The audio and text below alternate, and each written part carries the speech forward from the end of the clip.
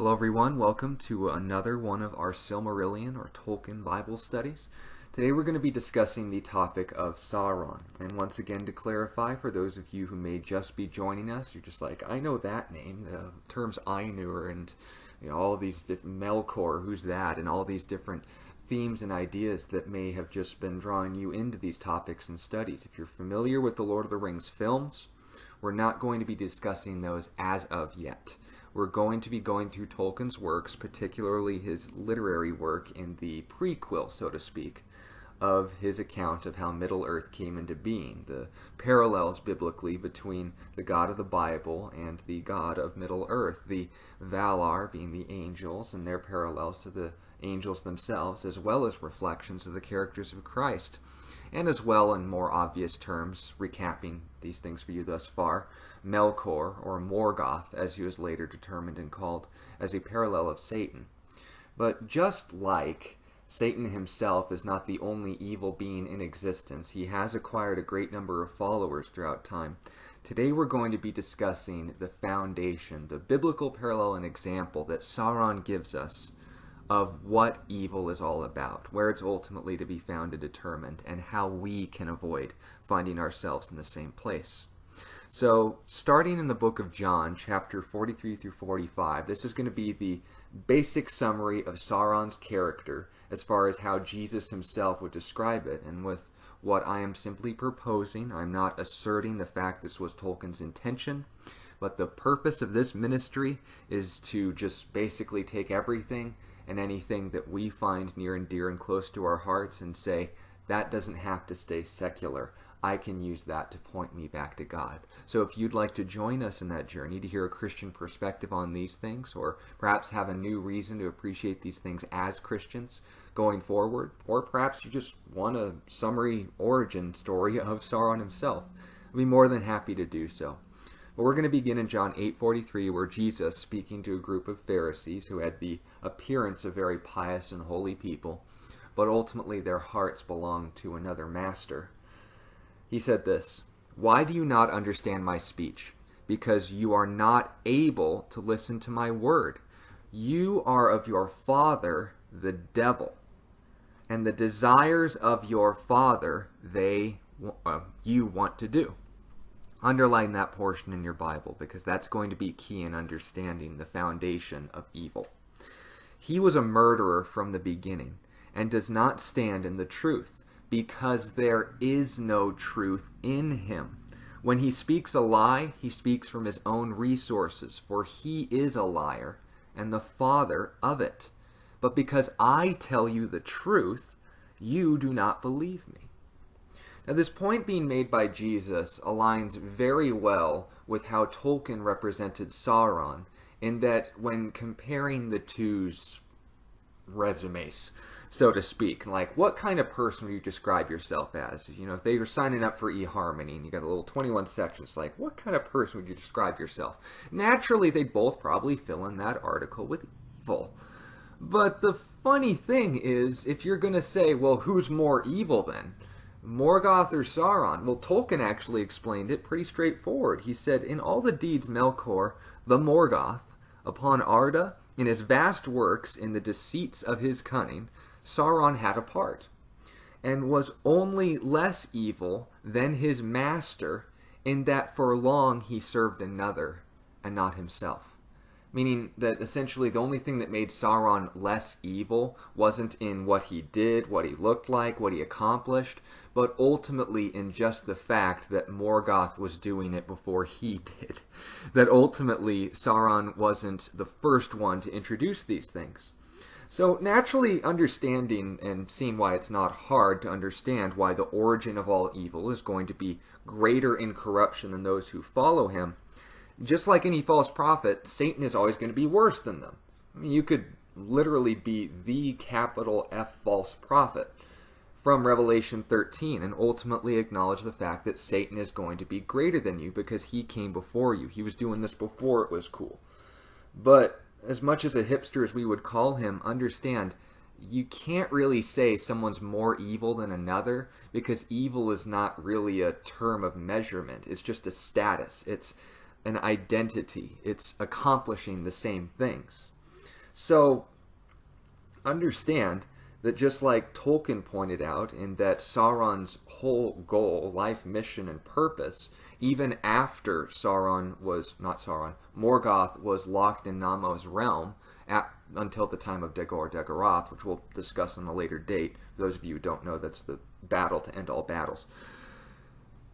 Tolkien made this note about the legacy of Sauron compared to his master. He said, "But in after years he rose like a shadow of Morgoth, and a ghost of his malice. And he walked behind him on the same ruinous path, down into the void." So, making this essential summary of Sauron's ministry, so to speak, in the Second and Third Age, to which for the most part are covered by the Hobbit and Lord of the Rings films, understand the question here isn't necessarily who's more evil than Satan, or what classifies you as a follower of Satan, but ultimately, where is the foundation of evil to be found in not only human beings, but in angels alike?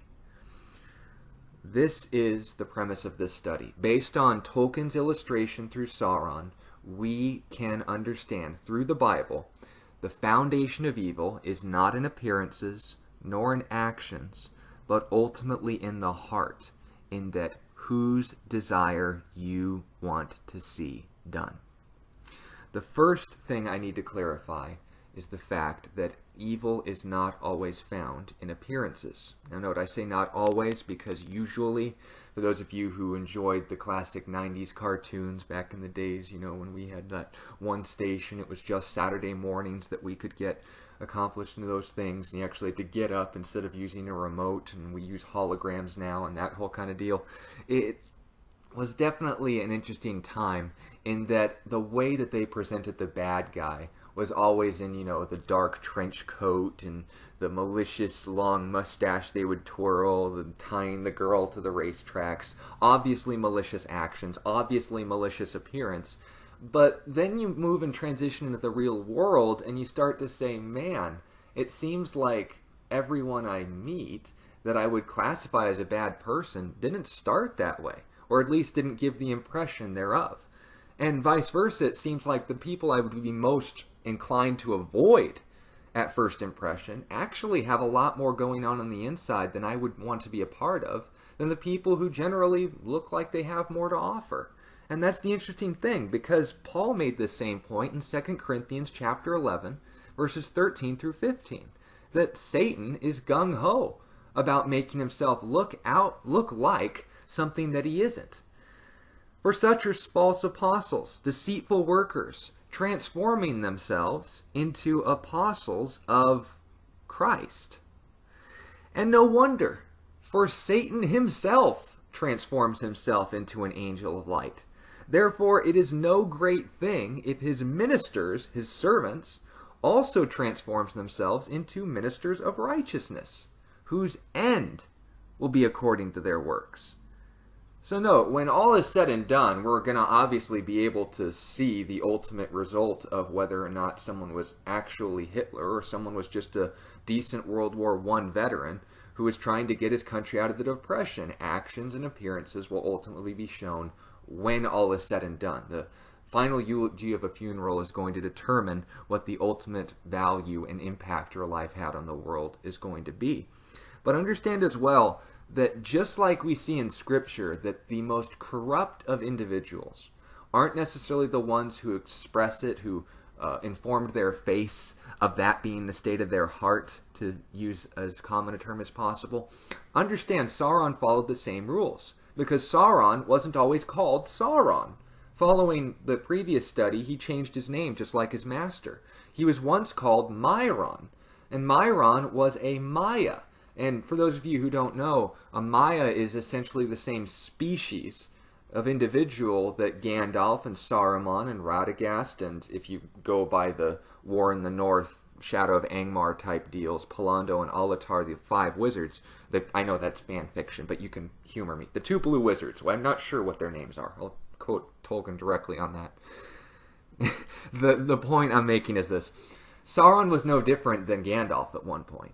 Now, granted, generally a little bit more powerful, but he was actually an honored member of Aule's court. He was one of the Valar's librarians for all intents and purposes, and Aule was actually the Valar that created the dwarves. I'd imply more like invented them. We'll talk about that in the future along with Genesis 22. But with all these things being made the point, when Sauron appeared first on the world scene, he was just like any other created being. He was one of the witnesses of the Valar's song that Eru used conceptually to create the earth, the Ainur. That's our first study. But then after that point, when Melkor began to separate himself from the will of Eru, he started following him. But even before or after his fall, he appeared to the elves in the Second Age as Anatar, who was a representative of the good Valar. He was literally just, for those of you who played Shadow of Mordor, remember that guy with the long white hair who looked a little bit like Legolas's dad? That was Sauron, for those of you who hadn't beaten it yet. And in the story that, again, no wraiths in Mordor and Talion didn't have anything to do with it, that Celebrimbor's life was just a sad story. But with all these things being pointed out, understand that Sauron, if evil was based on appearances, if the foundation of someone's corruption was in appearances, if you could determine evil always based on how someone looked, then Sauron wouldn't have been able to pull off that kind of deception that resulted in the creation of the Rings of Power.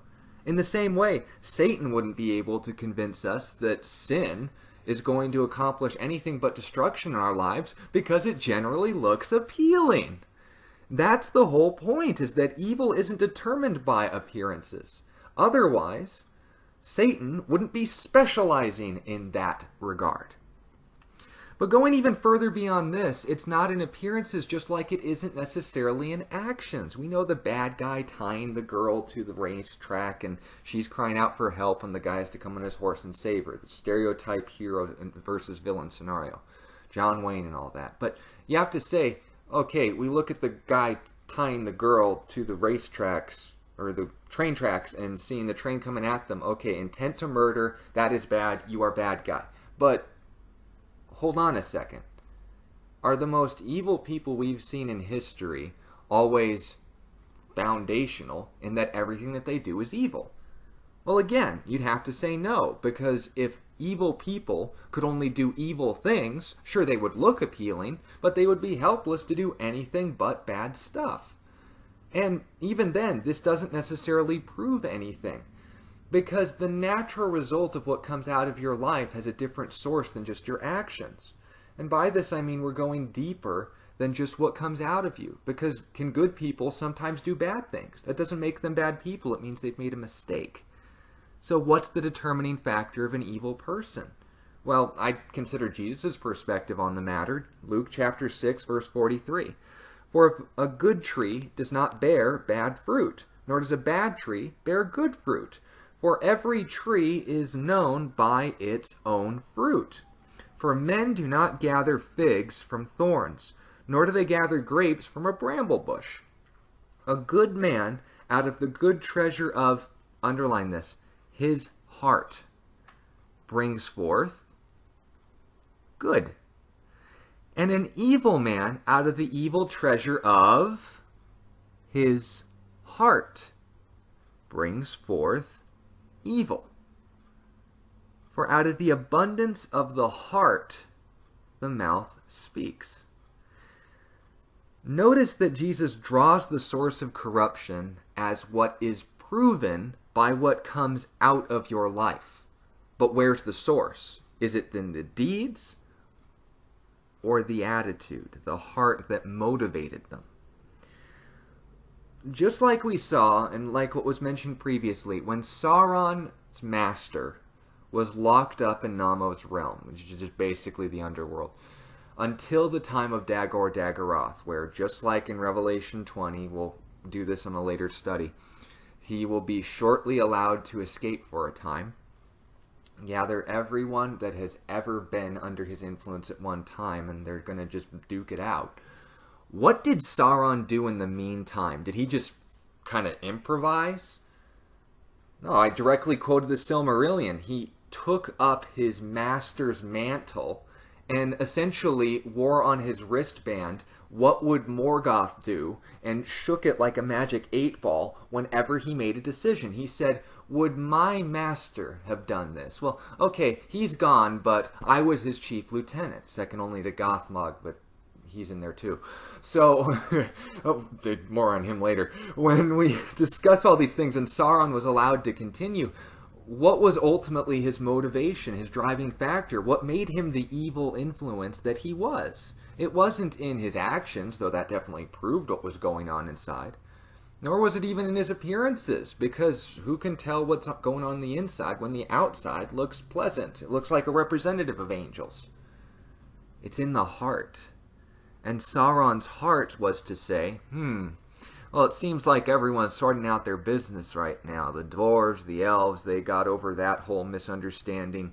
And, Lithuanians kind of showing some promise between the men and the elves. And, men seem to be minding their own business. And that's intended. How do I mess this up? Because that's what Morgoth did. And you understand. That's the foundation of evil. I want to look at everything that Eru has created as good, everything decent is appearing in this world, and saying, how can I corrupt that? How can I remake that in my own image? Because Eru gave the Valar their own opportunity to make stuff, and they only made me to make their stuff better. I want to make my own stuff. Kind of seeing the failed logic there, but you go and look at this point and saying, Sauron, yeah, sure, I'm not a Valar, but I am motivated by the same things that my master was, and that's the point of evil. What is the foundation, the core of everything evil in this world? It's whose desire you will to see done. You look at life and say, what would blank do? And based off of that example, that's the foundation of evil. Because conversely, the foundation of what made Jesus the perfect human being is expressed to us in Luke 22:42, where when praying in the garden, he said, if it's possible, let this cup pass from me. Nevertheless, not my will, but yours be done, referring to the Father. That's why when Paul makes the point in Romans, the key to corruption isn't what's ultimately expressed in your life, but what begins that process, what continues that process, fuels that fire, and brings you down to hell with it, is the heart that desires the same thing that their Father does. That's why Romans chapter 1 verse 28 says this, and even as they did not like to retain God in their knowledge, underline this. This is the key detail to understanding the source, the problem, the definition of evil. God gave them over to a debased mind to do those things which are not fitting, being filled with all, and he lists them off, unrighteousness, sexual immorality, wickedness, covetousness, maliciousness, full of envy, murder, strife, deceit, evil-mindedness. They are whisperers, backbiters, haters of God, violent, proud, boasters, inventors of evil things, disobedient to parents, undiscerning, untrustworthy, unloving, unforgiving, unmerciful. No better description of Sauron, or Melkor for that matter, than I could ever shake a stick at or even put into my own words. Tolkien expressed enough in his own works when it came to that incident. And a little fun fact, Minas Tirith wasn't always a tower of men. Let me just put it that way. Lots of nasty stuff happened there. Anyway, when evil people are allowed to do land office business in this world, understand that corruption is not a result of God cursing them, in the sense that God plays a direct role in the actions of saying, well, if you don't want me, then I'm going to make you do bad stuff just to show how angry I am that you wouldn't like the things that I do. No, that's not it at all. God's the source of every good and perfect gift, James 1:16-18 tells us. We shouldn't be deceived. And when we understand this is the foundation and fact of nature, that when God allows a person to practice their free will and they rebel against him, he respects their choice in allowing them, catch this, to see the corresponding results. And by that example, show the rest of humanity, do you want to head that direction? Because understand, the natural results of separation from God is, for all intents and purposes, how God judges evil. He allows you to see the end result of it. Because if you understand the consequences of separation from him, follow the philosophy. Is God's character sexually immoral? No, he kind of invented the concept. He's the one who laid down the foundations of it to be enjoyed in marriage, but then perversion sets in. Let me catch this in something a little bit more G-rated, PG-13 rated rather. Were the elves same in kin and alignment with the orcs? Well, essentially, yes. The problem is when Sauron introduced the concept of fear, they brought their own free will into question and ended up selling themselves to corrupting influences out of a desire to save themselves. So understand this point that's being made here. And again, that has stuff to do with the Black Rider and all that other different stuff that we'll talk about in a future date. I understand this, but follow the philosophy. Separation from cold, or from heat, is cold. Separation from light is darkness. It's not a different entity altogether. It's the creation of something new based on the absence of the original. So, the absence of heat, cold. The absence of light, darkness. So that means that based on the natural results listed for us as far as not wanting to retain that knowledge of God, not wanting to have that understanding of God, and saying, well, I don't want God's plan for sex, I'm going to choose this different plan, you've abandoned the source of what that thing was originally created to be, to provide an image of, to be enjoyed. If you are a liar, you've separated yourself from the truth. And just like Jesus said in John 8, you're depending on truth absent from its source. It's like trying to create a spark out of darkness. There's nothing that would generate that kind of presence because it, by its own definition, is the absence of it. So understand this logic then, and this is a really key detail. The absence of good is evil. Let's remove one of those vowels. The absence of God's character is evil. And the absence, ultimately, of God's presence is the definition of hell. So follow along with me on this. Free will is a dangerous gift because it gives you the power to be able to determine your own eternal destiny. And in the same way that the choices that we make have resounding eternal consequences, God, in allowing our free will to be respected in rejection of him, not only provides a demonstration of the enemy's heart, who was the first to follow this example, though we don't generally see him all that often here in the world today. There's only one of him. He can't be everywhere at once. In the same way, by contrast, we see a pretty clear image of everything we don't want to be. We get to look at, say, Satan, where's that going? Because, I mean, sure, it looks like he's having fun sometimes, but what trophy is gained at the end of this journey? Well, that's the whole point.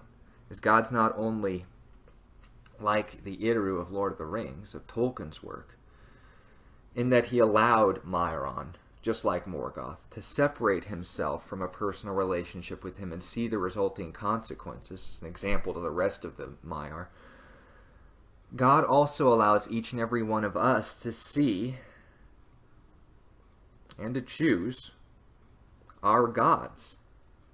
And the most fair thing that he can do is inform us honestly as to where the end result of those decisions will lead. Where does Satan's journey ultimately end up? Follow the passions of lust and become a disciple of Satan, well, what's the perk? Revelation 20, verses 10 and 15. I won't go through 15 because just the details about the great white throne judgment. The devil who deceived them was cast into the lake of fire and brimstone, where the beast and the false prophet are. And they will be tormented day and night forever and ever. And anyone not found written in the book of life, those who have come to a personal relationship with Jesus, was cast into the lake of fire.